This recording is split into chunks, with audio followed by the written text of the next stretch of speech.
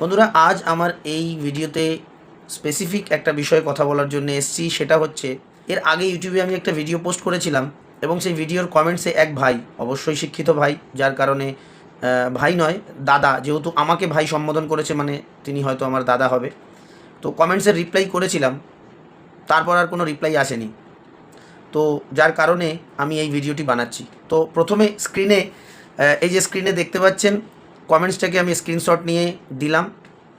এই কমেন্টসের উপরে আজ আমার কিছু প্রথমে আমার টুপি আর দাড়ি দেখে উনি বলেছেন হয়তো যে মাদ্রাসায় পড়ে শুধু আল্লাহ আল্লাহ করলে হবে না, রাজ্যে এবং দেশে বিজেপি সরকার থাকলে এই দেশকে বা এই রাজ্যকে এগিয়ে নিয়ে যাবে।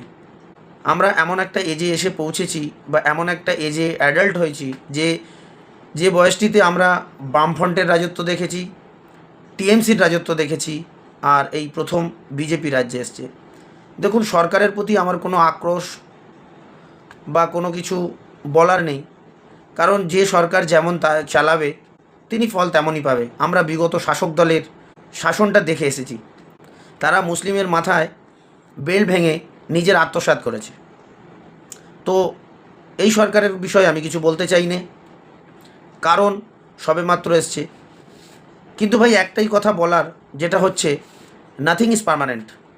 কোনো কিছুই পৃথিবীতে স্থায়ী নয়। আমরা সবাই জানি নমরুদ, কারুন, সাদ্দাত, ফিরাউন এরা অনেক শক্তিশালী ছিল।